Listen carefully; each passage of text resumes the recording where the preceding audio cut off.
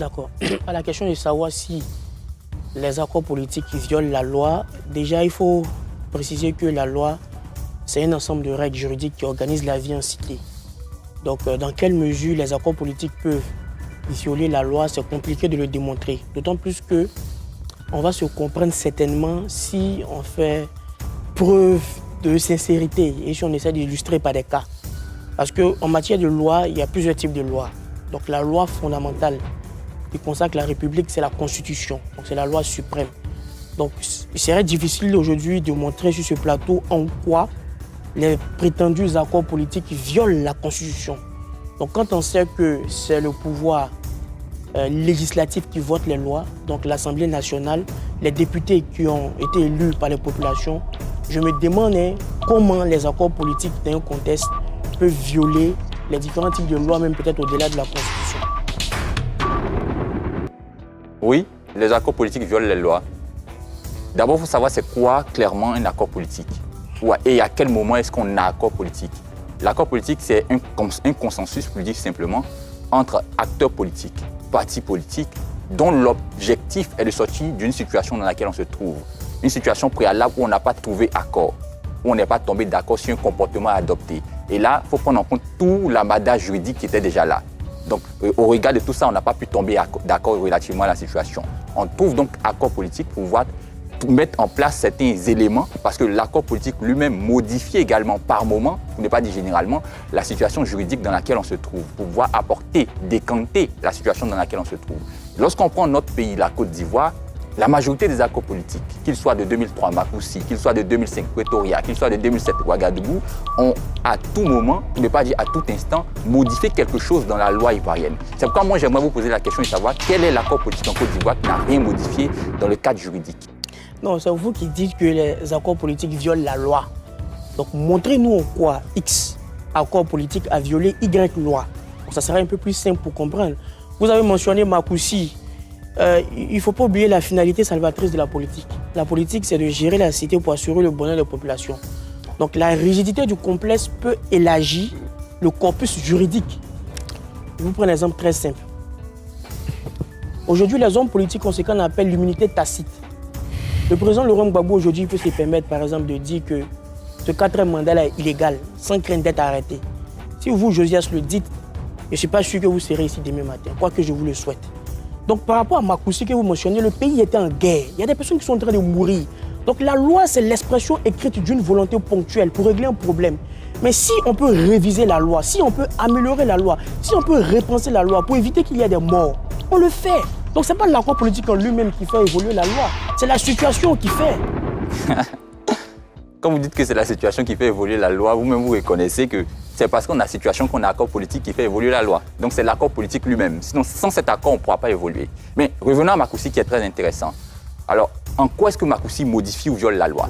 Makoussi a des conséquences. C'est-à-dire, lorsqu'on signe le 14 janvier, à partir du 14 janvier, on se dit, d'accord, on va apporter ceci, on va remplacer cela. Et l'une des choses à remplacer ou à permettre dès cet instant, c'est par exemple qu'il y ait un gouvernement de réconciliation.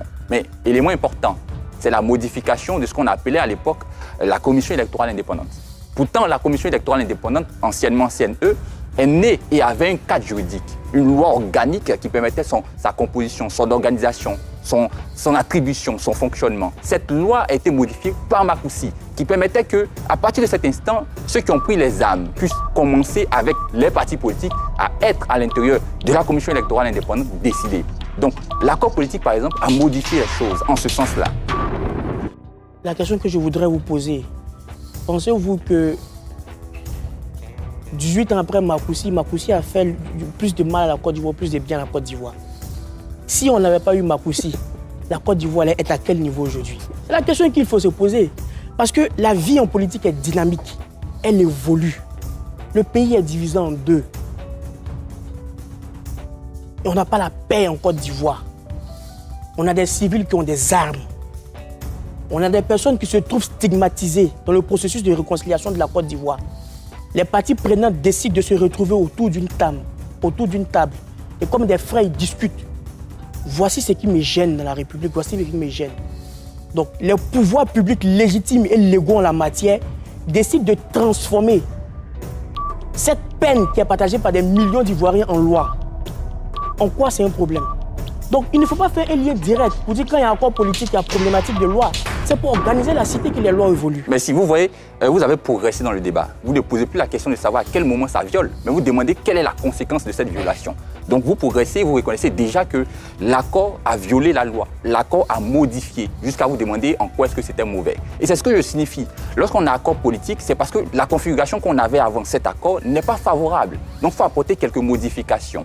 Et exemple qui est connu par tous les Ivoiriens au-delà de Makoussi, c'est par exemple Pretoria, avril 2005, où le président Laurent Gbagbo, par le pouvoir qui lui est donné par la Constitution, qui est déjà une loi, la suprême, vous avez signifié, il va utiliser cette Constitution et ce pouvoir pour permettre à ce que M. Alassane Ouattara soit candidat. Candidature qui était inéligible, du moins, qui était illégale à cause du code électoral. Donc il viole ici le code électoral avec le petit pouvoir, bon, le grand pouvoir constitutionnel qu'il a. Ici encore, on voit que l'accord politique qui est Pretoria permet encore modification, violation du code électoral. Il y a plein d'exemples comme ça qui prouvent que à tout moment, l'accord politique viole les lois. Ce n'est pas moi qui évolue dans le débat, c'est vous qui faites maintenant un débat de fond. Moi, je vous attendais. C'est vous qui dites que les accords politiques violent la loi. Donc je vous demande, mettez sur la table des cas concrets pour qu'on puisse discuter, pour peser et voir dans quelle mesure les accords politiques ont violé la loi. Aussitôt que vous avez mis un cas concret sur la table, on en discute. Donc ce n'est pas moi qui évolue, c'est vous maintenant qui vous décidez à faire un débat de fond. Donc pour revenir à cela, il ne faut pas oublier aussi le contexte général des choses. Lorsque vous dites par exemple que le président Laurent Gbagbo est en vigueur en 2000 et 2010, il y a des personnes aussi qui estimaient être exclues du processus constitutionnel en 2000. Donc il y a des personnes qui estimaient que le président Alassane Ouattara n'a pas pu participer à l'élection présidentielle 2000, le président Ricolan Pédié n'a pas pu participer à l'élection présidentielle 2000. Est-ce que les motifs qui les ont exclus étaient légaux? Point d'interrogation. Donc c'est cette série de violations légales qui nous conduit à des accords politiques pour rattraper la fissure légale. Donc c'est parce que légalement on n'a pas été correct hier qu'aujourd'hui on est obligé de prendre des mesures politiques pour régler le trou légal qui reste. En rien, c'est un problème. Justement, ici la question n'est pas de savoir si c'est problématique, non, c'est de savoir si ça viole. Et c'est ce que vous signifiez. On a un cadre légal qui ne permet pas, par exemple, que certains soient candidats. Et par le canal d'un accord politique qui viole ce cadre légal, on permet une évolution. C'est ce que je signifie. Le cadre légal dit ceci et l'accord politique dit cela. Donc A et B, on débouche sur C. C'est cet élément qui est le factuel, qui est le concret. Effectivement, l'accord politique va toujours aller à l'encontre de ce qu'on a d'un point de vue juridique. Et c'est ce qui est à comprendre au niveau de la Côte d'Ivoire. C'est pourquoi je suis revenu sur les différents éléments. Et je vous ai posé la question de savoir, est-ce qu'il y a un seul accord politique que vous connaissez en Côte d'Ivoire qui n'a pas violé la loi? Vous n'avez pas été en mesure de signifier parce qu'il n'y en a pas la réalité. Et j'ai même essayé de signifier certains pour qu'on puisse en débattre. Vous ne pouvez pas parce qu'il n'y a pas d'accord politique en Côte d'Ivoire qui n'a pas violé la loi. Et 2003, 2005, 2007, ils ont tous violé la loi. Ainsi va les accords politiques.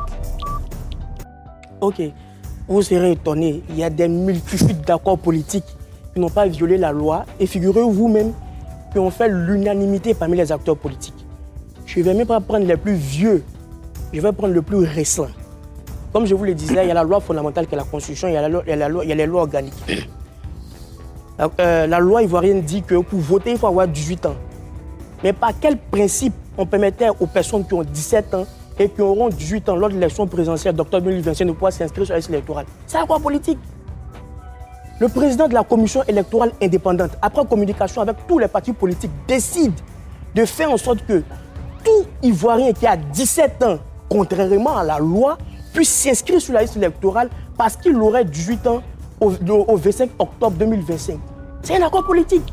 Ça n'a pas violé la loi parce qu'il ne faut pas oublier aussi la manœuvre.